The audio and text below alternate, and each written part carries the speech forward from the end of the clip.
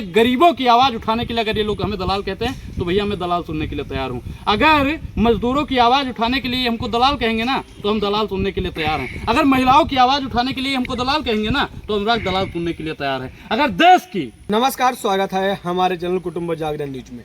मैं हूं आपके साथ अश्वनी पांडे।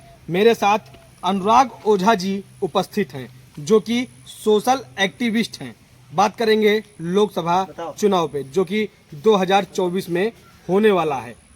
क्या रणनीति रहती है, क्या कौन चुनाव जीतेगा, उस विषय पे चर्चा करेंगे। स्वागत है हमारे चैनल में अनुराग जी। धन्यवाद। अनुराग ओझा जी आरक्षण का समर्थन करते हैं या विरोध? भाई देखो, ये तो फिल्म द विलेंस वाला है, मैं उसका समर्थन करता हूँ क्योंकि क्यों करते हैं? देखिए एक चीज, आरक्षण का विरोध आप क्यों करते हैं पहले ये बताइए। आप विरोध करते हैं ना? मैं विरोध नहीं करता। तो फिर मैं समर्थन करता हूँ। बात बता, आप समर्थन क्यों करते हैं? क्योंकि एक चीज बताइए कि आपको आरक्षण दिखता है लेकिन 3000 साल पहले उनके पूर्वजों को कितना सताया गया है ये आपको नहीं दिखता है। आरक्षण बाबा साहब ने, जैसे एक होता नहीं कि विकलांग को बैसाखी दे दिया जाए, तो बाबा साहब ने आरक्षण के हिसाब से एक बैसाखी देने का काम किया। तो मैं किसी की बैसाखी नहीं छीनना चाहता। समान नागरिक संहिता कानून पर अनुराग ओझा की क्या राय है? ये गलत है कहीं ना कहीं। यूसीसी मेरे हिसाब से गलत है क्योंकि इसमें SC ST OBC माइनॉरिटी के जितने भी लोग हैं ना, उनका आरक्षण खत्म करने के लिए भारतीय जनता पार्टी यूसीसी लाना चाहती है। आज तक मोदी जी को यूसीसी याद नहीं आया, आज तक योगी जी को यूसीसी पे कोई बात नहीं करनी है। जब चुनाव नजदीक आ जाता है तो प्रधानमंत्री जी को यूसीसी याद आ जाती है। ये बेईमानी है। आज तक प्रधानमंत्री जी उस पर बात क्यों नहीं करते हैं? आपको अगर लाना था तो चुनाव जीते थे उसके बाद में ले आते। आज यूसीसी लाके ये हिंदू मुसलमान करना चाहते हैं। और जितने भी बहुजन भाई हमें सुन रहे हैं ना, उनको तो विशेष कर ध्यान देना चाहिए कि यूसीसी के माध्यम से मुसलमानों का कोई नुकसान होने वाला नहीं है। अगर उनका नुकसान होगा किसी का तो SC ST OBC माइनॉरिटी के लोगों का। अनुराग ओझा जी को मोदी से जलन क्यों? मोदी से जलन क्यों? भाई मोदी जी तो मेरे राजनीतिक गुरु हैं। इतना झूठा और यशस्वी प्रधानमंत्री, 56 इंच वाला सुल्तान, जिसकी अनुराग के सवालों से छाती धुक धुक धुक धुक धुक धुक करने लगती है। अनुराग ओझा ने मोदी से कभी सवाल किया है या मोदी से जाके मिले? नहीं, मोदी जी से मिलेंगे तो हम कुछ नहीं पूछेंगे, एक ही करेंगे, गला मिलके छोड़ देंगे।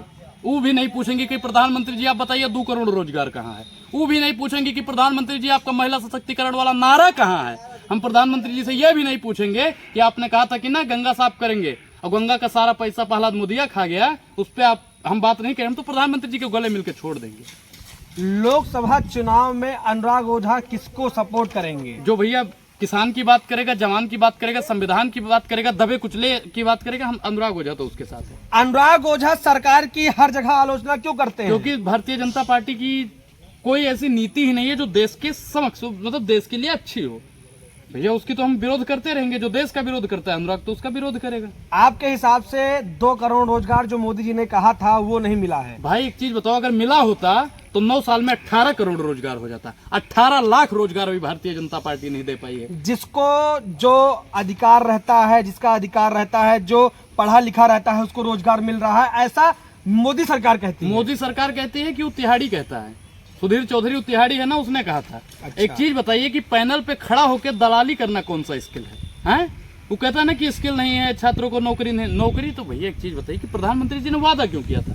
अगर आपके बस की बात नहीं है तो उतना बेहिसाब हसरतें ना पालिए मोदी जी, बेहिसाब हसरतें ना पालिए। जो मिल गया है आप उसे ही संभालिए। क्या करने के लिए जुमला जी भी प्रधानमंत्री और फेंको जी भी प्रधानमंत्री बन जाते हो? दूर दूर की फेंक देते हो। जितना आपकी बस की बात हो उतना ही खाओ ना। मीडिया को अनुराग ओझा सत्ता का दलाल क्यों बोलते हैं? आप क्या हैं? दलाल को दलाल नहीं तो साधु संत बोलेंगे। दलाल को कुछ दलाल मीडिया वाले होंगे लेकिन आप सब मीडिया वालों को मैं क्या कह रहा हूँ कि जो भारतीय जनता पार्टी की चाटुकारिता करते हैं, जो चरण चंबुक हैं, आप लोग तो नहीं हो ना, उस कैटेगरी में तो नहीं आते हो। जी मतलब आते नहीं हो? आते नहीं आते हो। हाँ। जो उनके चरण चंबुक हो, जो मोदी जी वाह के नाम के कसीदे पढ़ा करते हैं, मैं तो भैया उनको दलाल बोलता था, बोलता हूँ और बोलता रहूंगा। उसके लिए बीजेपी के कुछ कथित नेता कार्यकर्ता बोलते हैं कि अनुराग ओझा कांग्रेस का दलाल है। उनको क्या जवाब रहेगा अनुराग ओझा का? ये जो नेता है ना, पहले तो भैया उसकी अगर फोटो और उसका कमेंटवा हमको मिल जाए ना, तो उसको तो हम उसके लिए पर्सनल एक वीडियो बना के उसके लिए शेयर करेंगे। और जितने भी कहते हैं ना दलाल ने दलाल को दलाल कहा और अपनी दलाली को कमाल कहा, तो भारतीय जनता पार्टी के जो नेता है उनको दलाल भले ही कह दे, लेकिन मैं गरीबों की आवाज उठाने के लिए, अगर ये लोग हमें दलाल कहते हैं तो भैया मैं दलाल सुनने के लिए तैयार हूँ। अगर मजदूरों की आवाज उठाने के लिए हमको दलाल कहेंगे ना तो हम दलाल सुनने के लिए तैयार हैं। अगर महिलाओं की आवाज उठाने के लिए हमको दलाल कहेंगे ना तो अनुराग दलाल सुनने के लिए तैयार है। अगर देश की रक्षा के लिए, देश की सुरक्षा के लिए, देश हित में सवाल उठाने के लिए अनुराग को अगर बीजेपी के दलाल लोग दलाल कहते हैं ना तो अनुराग ओझा सुनने के लिए तैयार है। आपके हिसाब से बीजेपी क्या धर्म की राजनीति करती है? अगर हाँ तो 24 का चुनाव राम मंदिर मुद्दे पर जीता जा सकता है, ज्ञानवापी मुद्दे पर जीता जा सकता है अनुराग ओझा? देखिए, भारतीय जनता पार्टी हमेशा धर्म की राजनीति करती है। आपको याद होगा कि जवाहरलाल नेहरू ने कहा था कि राजनीति राजनीतिक मुद्दों पर होनी चाहिए,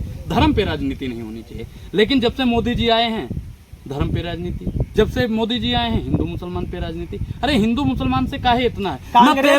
कांग्रेस भी थी हाँ, तो वो भी मुसलमान और हिंदू की राजनीति करती थी। भाई कभी भी उसने हिंदू मुसलमान को लड़वाया नहीं। जितनी नफरत आज हो गई है ना उतनी नफरत कभी हिंदू मुसलमान में नहीं थी। न तेरा है न मेरा है, ये हिंदुस्तान सबका है। नहीं समझी गई बातें तो नुकसान सबका है। जो इसमें मिल गई नदियां उसे भुलाया नहीं जा सकता। महासागर बनाने में मगर एहसान सबका है। तो भारतीय जनता पार्टी को ये बात समझनी चाहिए कि हिंदू भी यहीं के हैं, मुस्लिम भी यहीं के हैं, दोनों यहीं रहेंगे, दोनों यहीं के हैं। आपने बोला कि धर्म की राजनीति करती है बीजेपी, तो क्या 2024 का धर्म की राजनीति पर ही जीत सकेगी बीजेपी? बिल्कुल नहीं जीत पाएगी, बिल्कुल नहीं जीत पाएगी, क्योंकि अब लोग समझदार होना शुरू हो गए हैं और लोगों को पता लगने लगा है कि भारतीय जनता पार्टी महंगाई पे राजनीति नहीं कर सकती है, ये हिंदू मुसलमान पे राजनीति करेगी। भारतीय जनता पार्टी रोजगार पे नहीं लड़ सकती है, ये मंदिर और मस्जिद पे लड़ेगी। भारतीय जनता पार्टी महिला सशक्तिकरण पे चुनाव नहीं लड़ सकती है, इसलिए हिंदू मुसलमान पे लड़ेगी। तो अब देश की जनता जितनी भी है ना, सबसे हमारा एक अपील है कि वोट डालने जाइएगा ना तो वहां पे याद कीजिए कि हिंदू मुसलमान को सबसे ज्यादा लड़वाने का काम किसने किया था। वहां पे जब आप जाइएगा ना वोट देने तो वहां पे याद कीजिए कि आपके बच्चों के हाथ में संघ का झंडा पकड़ाने का काम कौन कर रहा है। जब वोट डालने जाइएगा आप एक चीज बताइए कि जयशाह कहाँ पढ़ रहा था? विदेश में पढ़ रहा था। धर्म की रक्षा करने का ठेका गरीबों का बच्चे ने ले रखा है। हाँ, जैसा और ये पंकज सिंह विदेश में पढ़ के आया। स्मृति ईरानी की बिटिया कहाँ पे पढ़ती है? विदेश में पढ़ती है। जितने भी बीजेपी के बड़े बड़े नेता हैं उनके बच्चे विदेश में पढ़ते हैं और यहाँ पे हमारे भाइयों को, हमारे बच्चों को ठेका दे दिया जाता है धर्म की रक्षा करो। अरे धर्म की रक्षा जैसा नहीं करेगा क्या? पंकज सिंह नहीं करेगा क्या? पीयूष गोयल नहीं करेगा क्या? धर्म की रक्षा करने के लिए सिर्फ किसान का ही बेटा पैदा हुआ है? बताइए पत्रकार महोदय जी। अनुराग ओझा की एक वीडियो मैंने देखी थी जो कि सोशल मीडिया पर पड़ी थी। बीजेपी खिलाफ सबको इकट्ठा होके बीजेपी को मोर्चा खोलना चाहिए था। बीजेपी खिलाफ इंडिया गठबंधन हुआ है, नाम दिया गया है इंडिया गठबंधन का। क्या कहेंगे इसको लेकर अनुराग? देखिए, इंडिया से आज तक कोई नहीं जीता है पत्रकार महोदय। आप 47 से देख लो 24 तक, अभी 24 नजदीक ही आ रहा है, तो आज तक इंडिया से कोई नहीं जीता। तो 3 अक्षर का बना एनडीए और भारतीय भगोड़ा पार्टी जो है वो इंडिया से जीत जाएगी। भारतीय जनता पार्टी अब 24 में धाराशाही हो जाएगी और तानाशाही के खिलाफ देश की एकजुट हो गई है जनता, और वो पूरा का पूरा सपोर्ट इंडिया का है।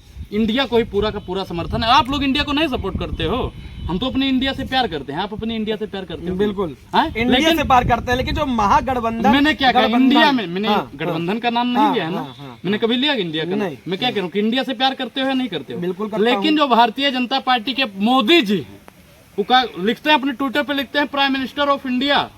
इनके जो राष्ट्रपति महोदय हैं लिखते हैं प्रेसिडेंट ऑफ इंडिया, लेकिन प्रधानमंत्री जी कहते हैं कि इंडिया एक आतंकवादी संगठन है। हाँ, मुजाहिदीन तो पता नहीं कौन कौन से दिन से जोड़ रहे हैं। तो भारतीय जनता पार्टी को सिर्फ और सिर्फ इंडिया को बदनाम करने का ठेका ले लिया है, और जो इंडिया को बदनाम करेगा अनुराग ओझा उसे बदनाम करेगा। अनुराग ओझा के हिसाब से 2024 लोकसभा चुनाव जीतने के बाद प्रधानमंत्री कौन बनेगा? ये तो पार्टी तय करेगी, हम किसी पार्टी में थोड़ी हैं। वो तो पार्टी तय करेगी, विपक्ष अपना चेहरा लेकर आएगा, उस पर हम प्रतिक्रिया नहीं ना दे सकते हैं सर। कि चोर को उन्होंने चोर बोला था। प्रधानमंत्री जी ने कहा कि 15 लाख देंगे। उसके लिए प्रधानमंत्री का अगर हम मानहानि का केस लगाते हैं तो प्रधानमंत्री की सदस्यता रद्द होगी।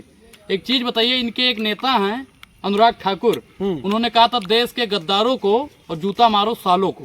क्या उनकी सदस्यता रद्द हुई? तब सुप्रीम कोर्ट ने कह दिया चुनावी माहौल में ऐसे नारे लगते रहते हैं। तो ये राहुल गांधी जी चुनावी रैलियों में ही बोले थे ना कि जितने भी चोर हैं मोदी ही क्यों होते हैं। शादी विवाह में तो बोला नहीं था, और चोर को चोर नहीं तो और क्या बोलेंगे? क्या आपको लगता है कि मोदी जी चोर हैं या नहीं? मुझे तो नहीं लगता। भैया 400 वाला सिलेंडर आज 1200 रुपए में मिल रहा है। 800 रुपए की अगर गरीब के घर से चोरी हो रही है तो उसका जिम्मेदार नरेंद्र मोदी है। आप पेट्रोल भरवाते हो या नहीं भरवाते हो? बिल्कुल हाँ? भरवाते हैं। 50 और 55 रुपए वाला पेट्रोल आज 100 रुपए में भरवा रहे हो, तो 50 और 55 रुपए अगर आपका जा रहा है तो इसका जिम्मेदार नरेंद्र मोदी है।